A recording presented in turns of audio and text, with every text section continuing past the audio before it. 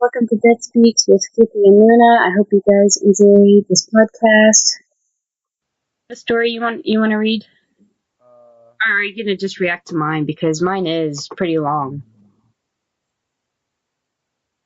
I feel like we could probably do both. All right. How about you read yours first? Okay, you want me to go first? Okay, mine's Yes. like a real thing, like happened to me, like no urban legend about this. So what happened? I'm ready. I'm seated. My butt is cushy on the bed. Okay, is it recording? Yeah. Okay, so when I was a child, my brother he moved out of the house and he got an apartment complex, but it wasn't really an apartment; it was more of a condo. And then the landlord lived upstairs, and so whenever we were there, it always smelled heavily of chemicals and Febreze, like death. Slight death.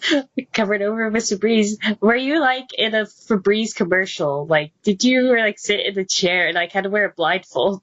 I guess what it smells like. No, no, it was more of a we're sitting there and we're like, dude, what is that smell? And then the landlord would like walk in the door and he's like, oh, nothing, Febreze everywhere. All right, I'm going back upstairs.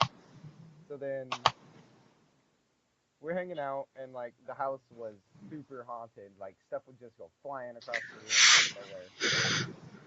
And then so one day my brother got mad at his wife and he punched a hole in the wall and he hit something.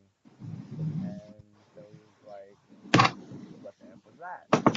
So they tore the wall down. And at this time, the landlord was on vacation.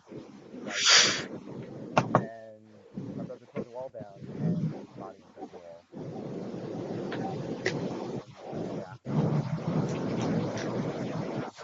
and then like my brother called the cops, and the cops got there, and they were like, "Oh wow, this guy's a serial killer." Well, this guy's dead. There's just his dead body in the wall. Wow. No, there were four dead bodies in between the between the two complexes, between the landlord's house and my brother's house. There were four dead bodies in the wall, and yeah, so my brother moved out real quick, and the landlord was never ever found. It's still an open case, and yeah, that's my story. We found dead bodies in my brother's apartment hall. That's just like intense, dude. Oh yeah, and like the worst part was I was there when this happened, so like I just watched him put his fist through the wall and his face went ghost white and he was just like What the fuck? touching a clump of hair. And we were like, "What? What are you talking about?" And he just like ripped his arm out of the wall and then there's just a body right there. I bet you wished you were in a Febreze commercial instead. I I legit wish I was at home. I started crying. I was like, "Oh my god. There's a dead person in the wall. I'm 5 years old. I don't know what's happening right now. Someone help." It was it was crazy. And before I moved to the house I'm at now, I actually lived in a haunted house. We just first moved there, and ghosts don't like any extra activity. They don't like things being moved. Yeah. So this ghost, like, we always had stuff getting moved, and actually, my mom was she was busy doing something in my room, and the door actually swung open and started slamming her against it. She was mad at me, and I'm just sitting on the couch. I didn't know what was going on. I was playing a video game. Once I'm playing a game, nothing else in my life exists. Yeah. So she's just screaming at me, and I'm just like, "What's going on? Why are you yelling at me? I'm over here, like, woohoo! I got my Skyrim here. I ain't paying any attention to you." Yeah. But I can totally relate to that because the house I grew up in as a child, it was haunted, but the ghost wasn't super violent. Super violent. but Like it'd throw stuff at you and open doors and hit you and like knock stuff over and crap like that. But like because of that, I'm not scared of ghosts, but like I definitely believe in them, and I believe that those things will mess you up because my brother's house, like stuff was crazy, like scratch marks would just appear on your arm, and you just start bleeding, and you're just like, oh my god. But here's the thing, though. It just attacked my mom. It was just chill with me. It would open doors for my cats and close it, let them in the room. Like, this ghost was chill. It just hated my mom. But, like, here's the thing, though. I've got another story now that you say that. All right, but here's the thing, though. We were getting our internet connected one day, and this guy came in, and he's like, we used to live here, but not after my uncle died. And his uncle hung himself in the closet that was in my room because he came out as gay, and it was the 1960s. Gay people were just shunned. So he lost his job, his wife left him, and he hung himself in the closet.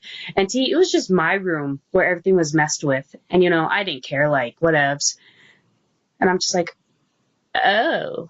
And he just straight up said that, and he was just a guy connecting our internet. We never met this guy before, and we're just like, so when you're going to get the internet connected and get out? That'd be pretty crazy.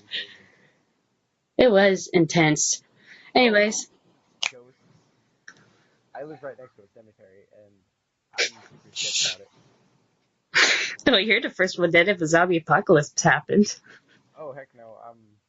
I'm not first one dead. I'm splitting the second, like, if anyone's like zombies spotted here, this guy ate this dude's face, I'm out. I don't even care. Ghost of one of your zombie of one of your relatives show up and they're just laying against your window like hi. Legit, if someone did that, I'm not even kidding. They'd get stabbed or shot or something. And especially if they did it late at night, because we have tweakers, and we've had tweakers like come and try to break into our house before. So like, I totally walk up to the door with a machete in my hand, and I'm like, just answer the door naked one day, they'll run. No, I feel like if that happened, I'd have a whole different problem on my hands. Just don't bend over. Just open the door and they just bend over. All right, I'm ready. Open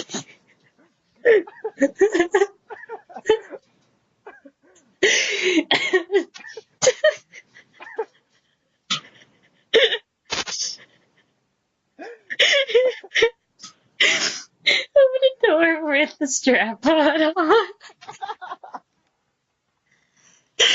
never come back.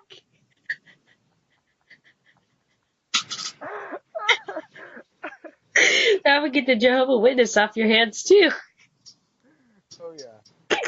Want to talk about your Lord and Savior Jesus Christ? Oh, I see what's going on here. Have a good day.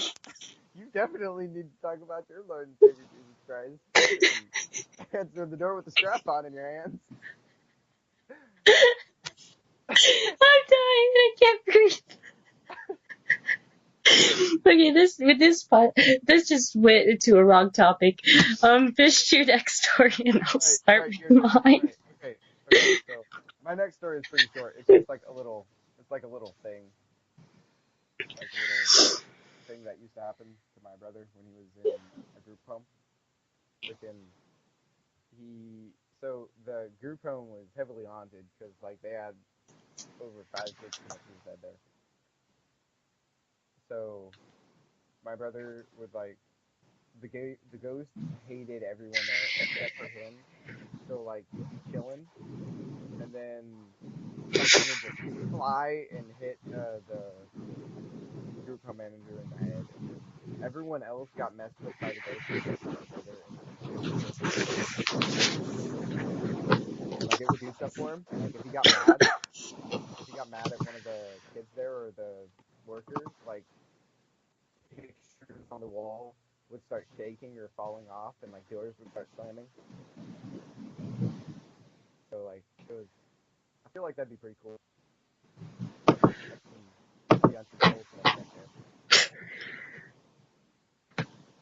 Okay, you can go now. All right. Let me see. So the article I'm reading, it is on actually biography.com. So it is about Jeffrey Dahmer.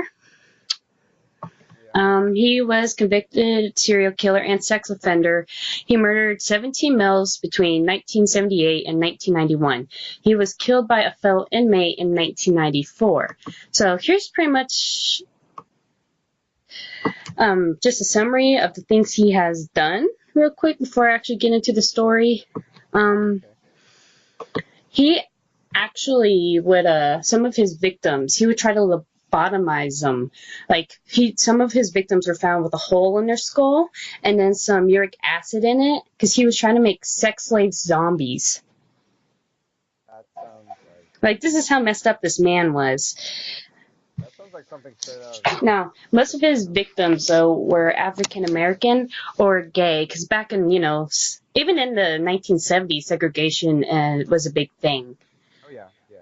And, everyone just hated gays, so when they were reported missing, honestly, no one really cared unless it was, like, a gay community or a black community, so pretty much whites just hated everyone. I mean, for crying out loud, gay marriage wasn't legalized until last year, and we're still fighting that issue. Anyways, to the real point, he was born...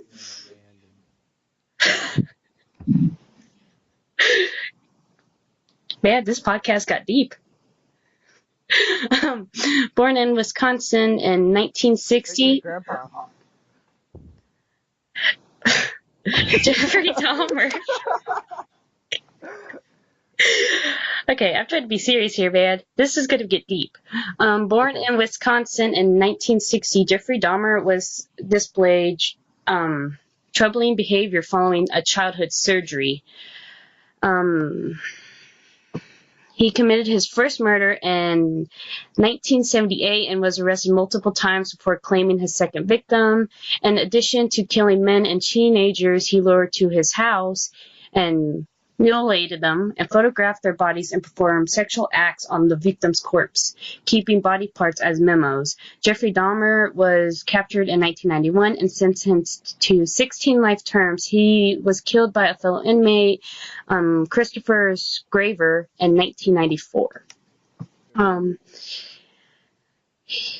His mother's name was Joyce Dahmer and his dad was Lonil. He was described as an energetic, happy child until the age of 4, when a surgery to correct a double hemorrhoid seemed to effect a change in the boy.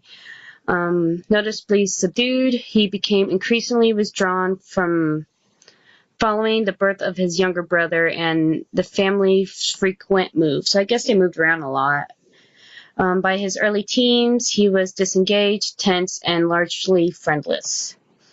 Dahmer claimed that his compulsions towards necrophilia and murder began at the age of 14, but it appeared that the breakdown of his parents' marriage and their divorce a few years later may have been the main source of what made him turn to actually doing the acts of his thoughts, Just mental breakdown. I mean, everyone goes through parents divorced. I mean... Anyone that's watching this that's actually going through a parent's divorce, we're sorry. I blame social media. I mean, I guess. I was just making a little disclaimer just in case someone was in a really good mood because of his witnesses and such. What doesn't kill you make you stronger? Not necessarily. Shh. I gotta finish this story, boy.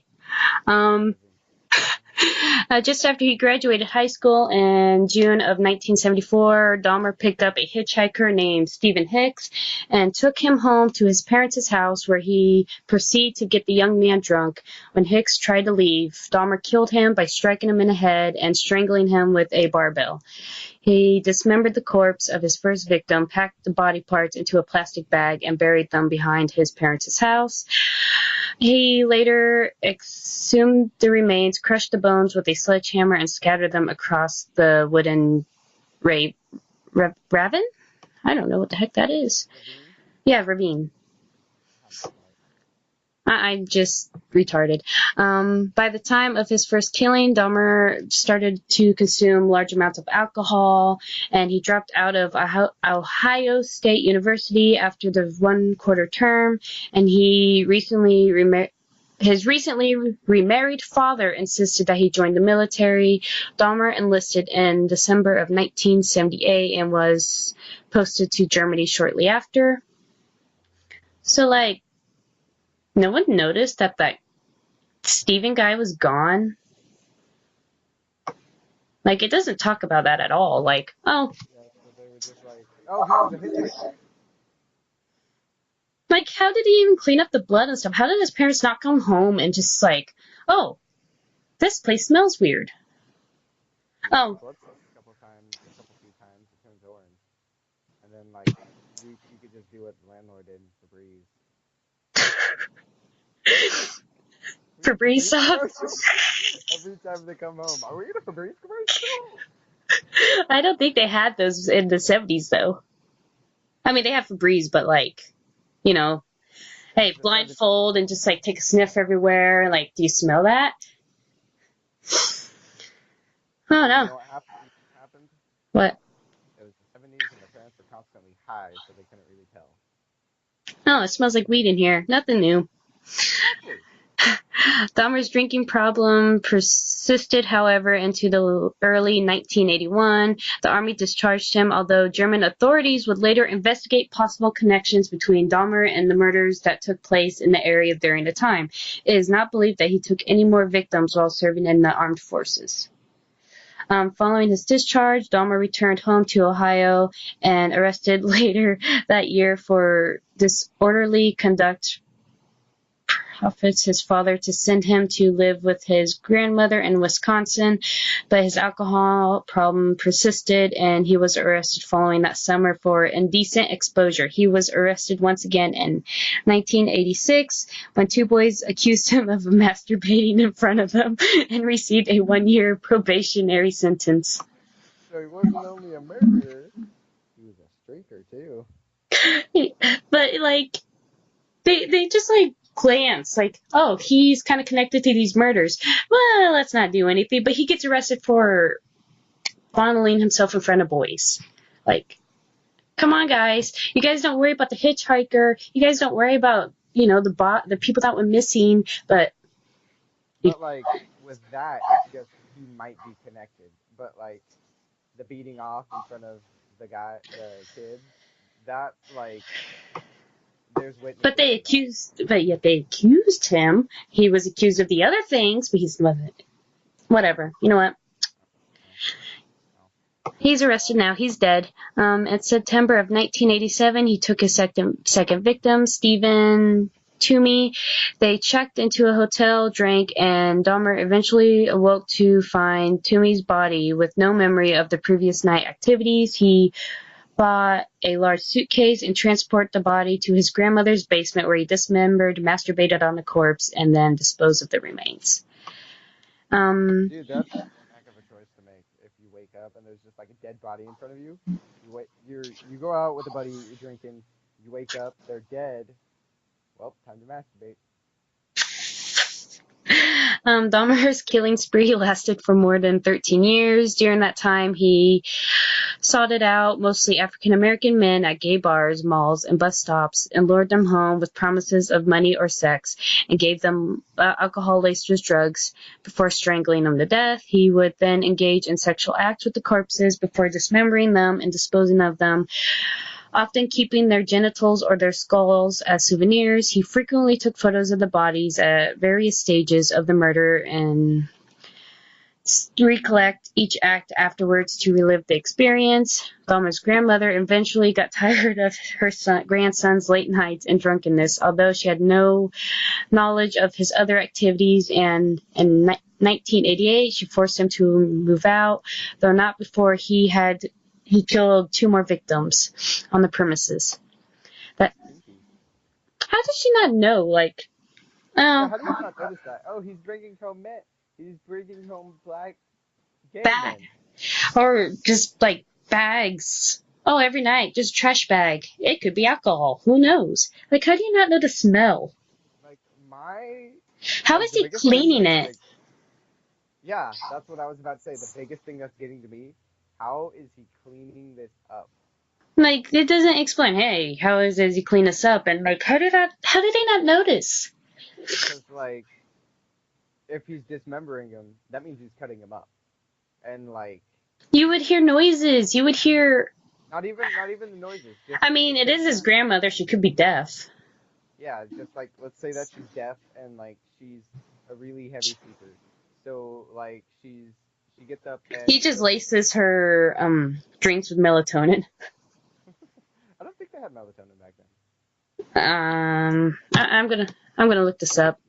Just gave her ecstasy. That could kill her though. I mean, old. I know some pretty old people that are pretty ecstasilic.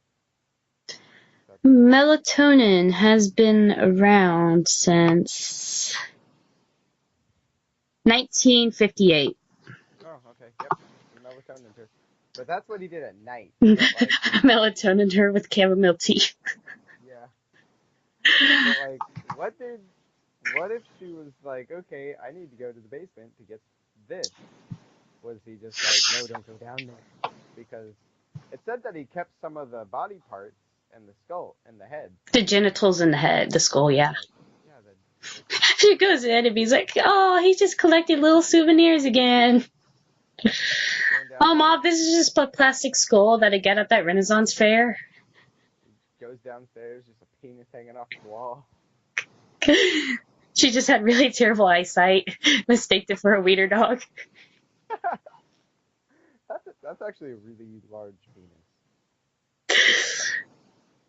Well, But like, but I wasn't even going to finish what I said. It was just terrible. I would like get sued for what I was thinking I was going to say. dang it. All right. So I'll let's just just. say that like she was okay. So she knew he was coming in late and that he was drunk. So that means she wasn't asleep. So that means she has to notice that he's bringing guys home. But he didn't. Is it not? But it doesn't bother her that they're never leaving. Like, yeah, these gay dudes come into my house. Now that I think about it, none of them ever leave. And they're all. Oh, of course, that could be his preference, African American men. Yeah. Like, yeah, that could just be his preference. Like, whatever floats your boat. Anyways, the summer, Dahmer had an extremely lucky escape, an encounter with a 13-year-old Latino boy resulted in charges of sexual explosions and second-degree sexual assault for Dahmer. He pled guilty, claiming the boy appeared much older, while awaiting sentences for his sexual assault case. Dahmer again put his grandmother's basement into a gory use. In March 1989, he lured, drugged, strangled, sodomized, photographed, dismembered, and disposed of Anthony Sears' body. Anthony Sears was an aspiring model, so he chopped up a good-looking boy. In May of 1989, at his trial for child molestation, Dahmer was the model of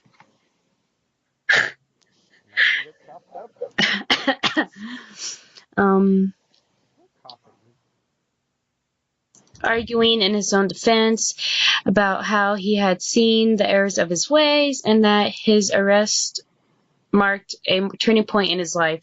His defense counsel argued that he needed treatment, not incarceration, and the judge agreed, handing down a 1-year prison sentence on day release, allowing Dahmer to work at his job during the day and returning to prison at night, as well for a 5 years probation sentence. Years later, in an interview with CNN, Lionel Dahmer stated that he wrote a letter to the court that issued the sentence requesting psychological help before his son's parole. However, Dahmer was granted an early release by the judge after serving only 10 months of his sentence. He briefly lived with his grandmother following the release, during which time he does not appeared to have any more added to his body count before moving back to his own apartment. Dahmer's victims count accelerated over the following year, with 12 more lives taken in the same manner as his previous victims. He developed a ritual as he proceeded, experimenting with chemicals, means of disposal, and often consuming the flesh of his victims. Dahmer also attempted crude lobotomizing, drilling holes into the victim's skull while they were still alive and injecting them with muric acid. He was careful to select his victims on the crappy part of society, who were often borderline criminal, making their disappearance less noticeable and reducing the likelihood of his capture. Okay, so it says that he still in jail for the 13-year-old boy? No, he only served 10 months of his sentence and then was released on account of he needed treatment. He was basically pleading insanity. He was fighting that. Okay, but like the part where he was going from jail to work, what? I guess on account of his good behavior, they would allow him to work at somewhere and then, have a guard take him back. I really feel like that's a horrible idea because, like, yeah, this guy totally did bad stuff with a 13-year-old boy. I mean, it probably was more like making license plates type of job. Okay. I think something like that. I don't know. They never really explained what type of work he did, but I'm like, okay, so you sexually assaulted someone, go work at a gas station because that's what all chomos do. But that was a little morbid, a little too far. I don't know. On May 27th of 1991, Dahmer's neighbor, Sandra Smith, called the police to report that there is an Asian boy running around naked in the streets. When the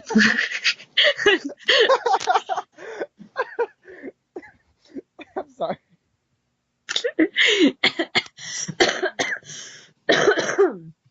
When the police arrived, the boy was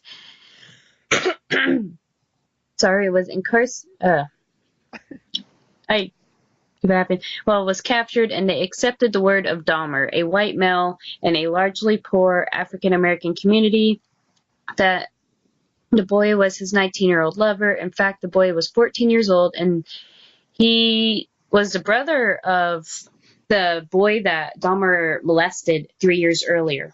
Wait, wasn't he a Latino? Yeah, that's what it says. What? I mean, they could be his half-brother. I mean... Dude, that's one crazy magic trick. I wonder what Dad thinks. My boy is a Mexican. Oh, whoa, what the heck? Why are your eyes like that? I mean, it could be like his half-brother or something, But then one of the boys could be, Latino, and the other one and his mom be Asian, and one just took the look of, the dad more, and then the other one took the mom's looks more. I'm gonna go with the mom is Asian. She met a Mexican dude with a big schlong. One thing led to another. Child. And then she was like, okay, this can't be a thing. So then she went for an actual Asian dude. I totally read that word wrong. I looked it up, and I totally pronounced it wrong. Pretty much I'm not even going to try to pronounce a word that I'm reading wrong. It's pretty much a native. The definition of the word I've been reading wrong was a native. So it's not a Latino? Yeah, I totally read it wrong. I am really retarded. But then again, I just spent a long day at work, so I'm just exhausted. I spent a long day of being alive. That's just deep, bro. Pretty much so Jeffrey Dahmer just molested the brother of the 13-year-old he raped 3 years prior. The police escorted Dahmer and the boy home, and clearly not wishing to become embroiled with the homosexuality domestic disturbance, took only a courtesy look around before leaving. Once the police left the scene, Dahmer killed the boy and proceeded to do his usual rituals. Had they conducted even a basic search, police officers would have found the body of Dahmer's 12th victim, Tony Hughes.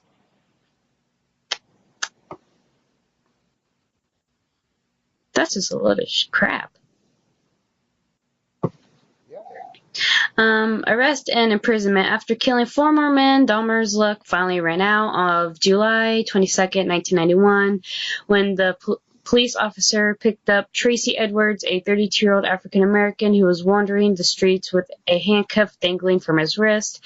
They decided to investigate the man's claims of a weird dude has drugged him and restrained him, and arrived at Dahmer's apartment, where he calmly offered to get the keys for the handcuffs.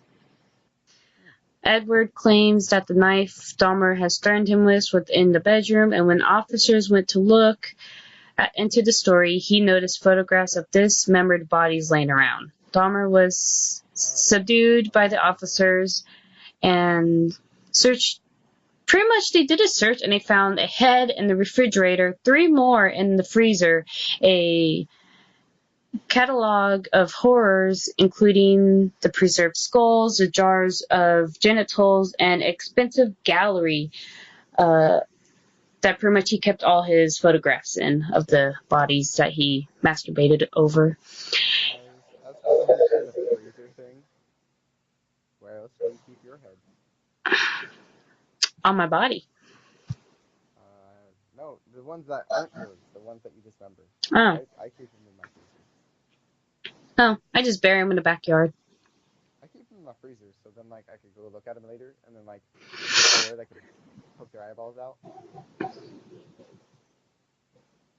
All right, on to the story. Man, I can't say that joke. It's supposed to be a not. This isn't family friendly.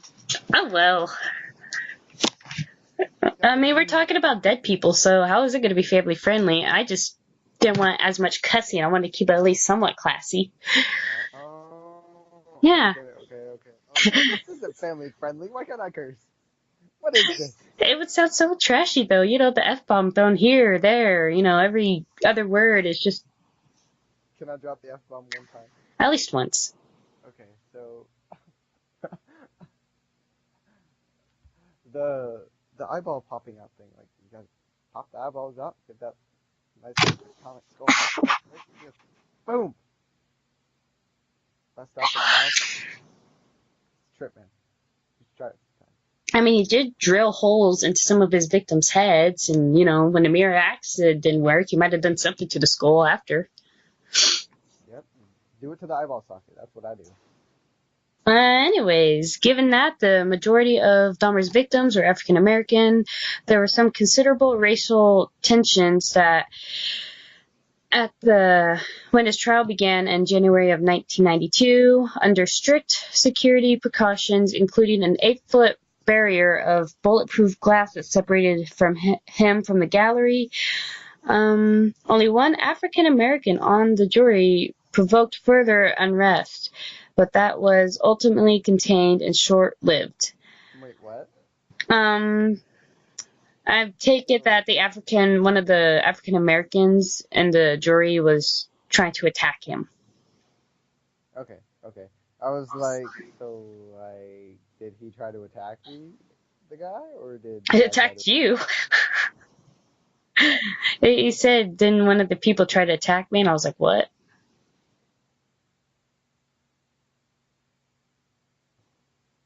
Oh, well.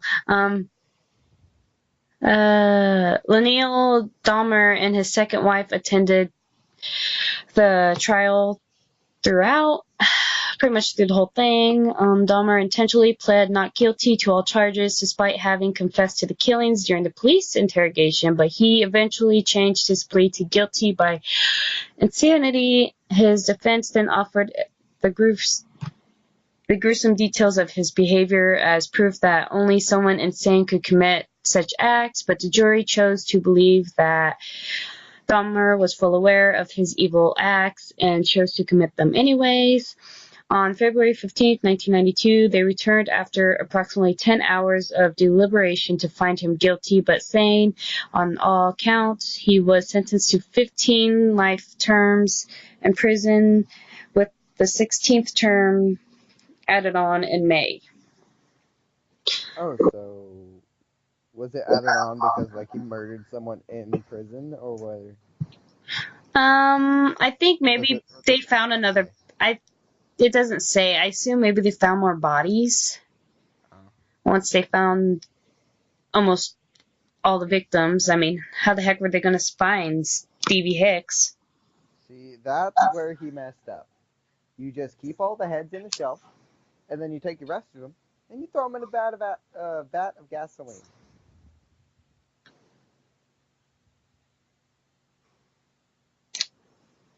Or just not keep any evidence at all. And just be like a normal serial killer and just go to the place they committed the crime. Dahmer reportedly adjusted to prison life well, although he was intentionally kept away from the general population. He eventually convinced authorities to allow him to interact with his inmates. He found religion in forms of books and photos sent to him by his father. He was granted permission to go into a Columbia Correctional Institution to be baptized by the local pastor. I want to do that. On November 28th, 1994, he was assigned to work with two other convicted murderers, Jess Anderson and Christopher Scraver. After they had been left alone to complete their task, guards returned to find Scraver has brutally beaten both the men with a bar from the prison weight room. Dahmer was pronounced dead after approximately 1 hour, with Anderson also succumbing to his injuries days after. Following his death, crap,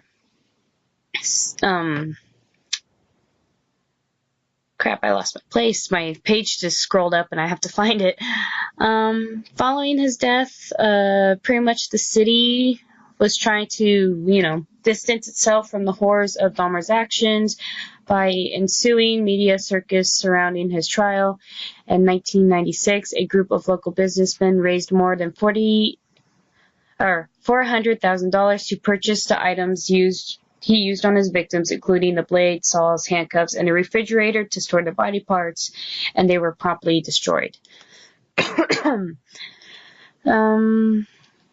Dahmer returned to the headlines again of August 2012, nearly 2 decades after his death, when it was reported his childhood home in Bath, Ohio, where he committed his first murder in 1978 of his burned victims' remains was on the market.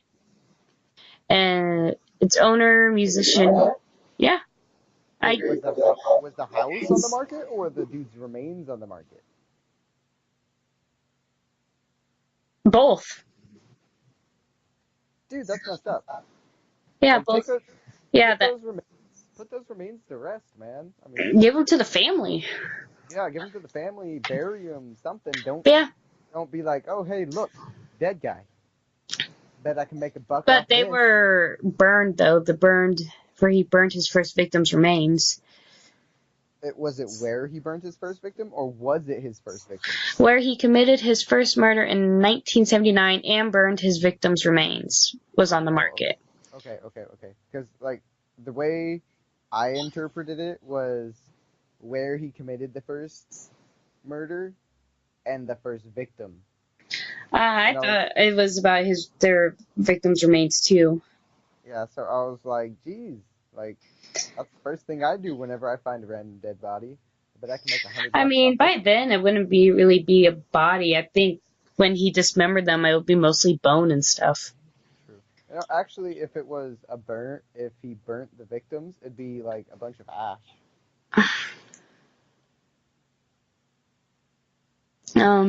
But yeah, a musician named Chris Butler stated that the property would make a great home as long as the buyer could get past the horror factor.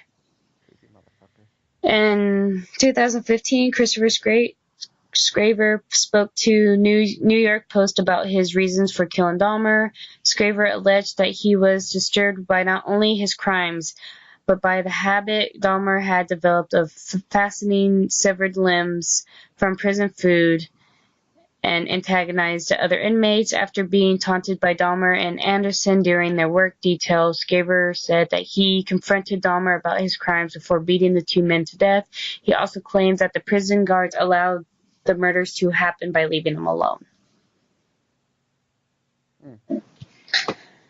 But yeah, that's the end of that. Yeah, that's pretty crazy. He was insane. I mean, I think there was much more to it, that he was probably born a little crazy. I don't think surgery of double hemorrhoids, depending on where it was, could have made him that crazy. It actually, it really could, because I know someone that had a surgery, and afterwards they developed a psychosis, so they're a psychopath now, and like, yeah, they struggle with a lot of stuff. But where was it at though? He had an eye surgery. Well, that was near the brain. I mean, they never explained where the hemorrhoids were at. Aren't most? I mean, yeah. Hernia, not hemorrhoids, hernia. Hemorrhoids are like on your butt. Yeah. I meant hernia. He had a double hernia. I'm pretty sure her.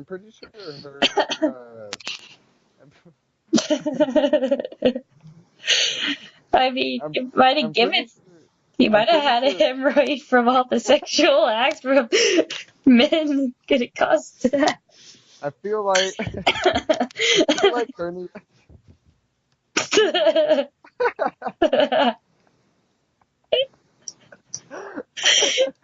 He had a hemorrhoid from having too much butt sex.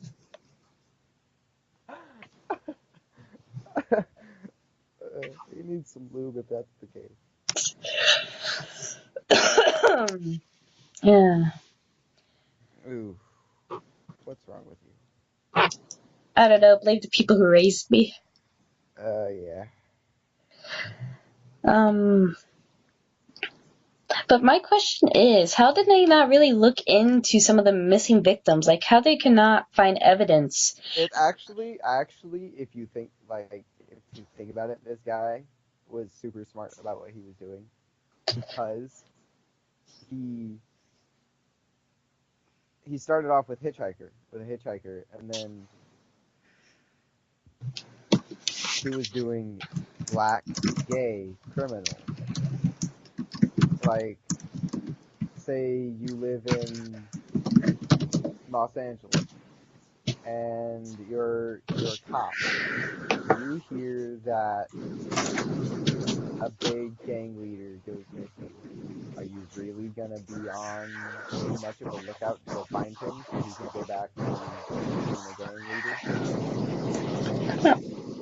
Well, either way, the police have to. I mean, if someone's life is in danger. They have to. They have to look.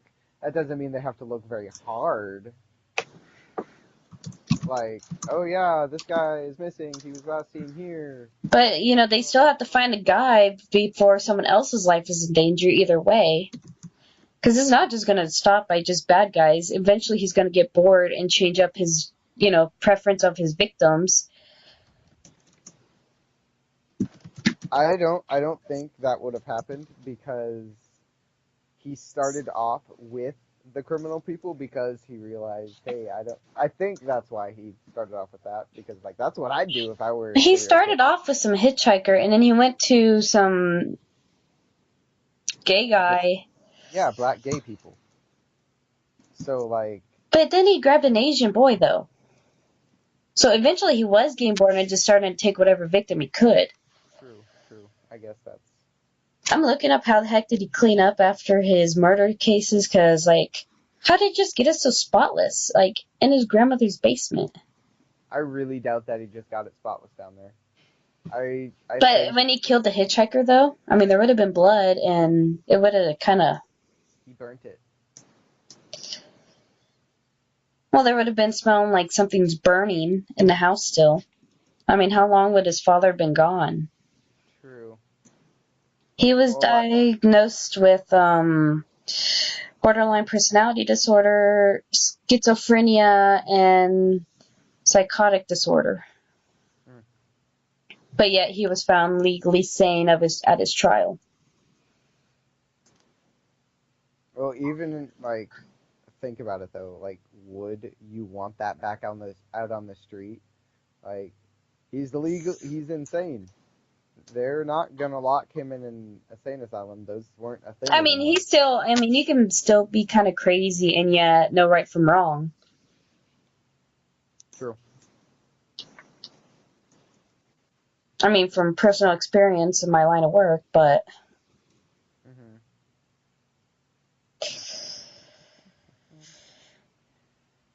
yeah, that's pretty much it. I can't find anything else about him that is even halfway interesting. Oh, except for on occasion that his mother, Joyce Dahmer, attempted suicide from an overdose on pills, and then which she became an addict afterwards. So that Oh, explains why they don't really talk about his mom, just his dad and his grandmother and his stepmom. his dad though. Like, I don't understand him because he was in jail and like your son killed and killed like a dozen people and then had a little bit of fun time with him. You know what I mean? And then like, Yeah, but if you really think about it, he probably felt guilt for the victims for not really catching on that there's something really wrong with his son besides the molestation of a little boy. yeah, but like at that point when that happened, I'd be like, I'm not related to because you know how much crap the dad probably got.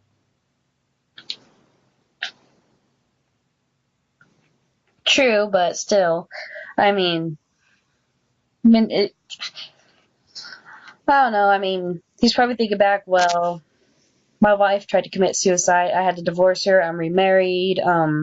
He went to the army, you know. True. Probably think, well, my son went through all this, and He's pretty messed up. he probably feels enough guilt that he's gonna still try to contact the son, thinking maybe I just can't completely abandon him. He needs me more than ever, even though, he probably just feels a lot of guilt Fair enough. Fair enough. I could understand that that actually. he's maybe the cause of his son's mental breakdown. Yeah. How terrified do you think the Baptist was? He's probably used to it in his mind. The Baptist is probably thinking, well, maybe this guy, I can wash him away of his sins. Maybe he found God, and maybe I can help him by doing this. I mean, obviously the Baptist has dealt with many serial killers if he still chooses to continue baptizing them. Wait, was he like a prison Baptist or was he I know like? some prisons do have churches and stuff. Oh, okay. I I thought it mean, was like I thought they found some Baptist it's, at a church and was like, "Hey, will you baptize this guy?" I Because know in some mental asylums they have churches too that the prisoners can go to, and then but nowadays you're not really a prisoner at the mental asylums. You could sign yourself in and out. I know they have some prisons though. Some of them still do. Do they? Do they still legit have mental asylums? Like that's a thing? Yeah. I I mean, thought it's a hospital. They have prisons there. There's different levels. It's just not all crazy people. I know there's one that has a juvenile center that's up by the mental hospital. I know a place like that too. So I assume that there's different levels, and they just have certain people can go in and out. Hmm. Okay. All right. All right. I mean, not all places, but I do know one that does. Okay. Okay. I get you. I get you. Anyways, that's really it. I gotta talk about on my story. I mean, So that's I kind of could I making could fun of it. go. Yeah. Yeah. like besides making fun of it or just like crude jokes, I feel like I don't have anything interesting to say. Like I'm totally down for making fun of it more, but like I do see we? all the pictures, and it's just like slowly he's looking more creepy. Like you will never guess he was going to turn out as a pedophile in one of his photos, and then as the 90s start to hit, he just looks like one, like the stereotypical pedophile. Those 80s glasses, though. Dude, Oh my 80s class. God, he has a mustache like you do. Oh, I'm shaving it. I'm shaving it. I don't care if I look like a child. No. You know what I need to do? I just need to grow out the the bottom part, and go for the full goatee. Oh look, he has a photo like that too. I'm getting mutton chops. I guarantee you, there's not a picture. There's no picture of him with mutton chops. And that's where you're wrong. I'll send it to you to show you proof. He has a picture of mutton chops. Send it to me. That's right, Dad. Alright, I think I'm gonna end the podcast there. All right, all right. This is the end of the first actual podcast. I hope we offended everyone. I don't know why I'm doing the outro. This isn't even my podcast. It's okay, you can do an outro. I haven't figured one out yet. All right, I got this then. All right, this is the end of the podcast. The Dead Talk. You just really fucked it up. It's the TheDeadSpeaks, but close enough. Dang it. End it, dang it. End it. I'm done. I'm done.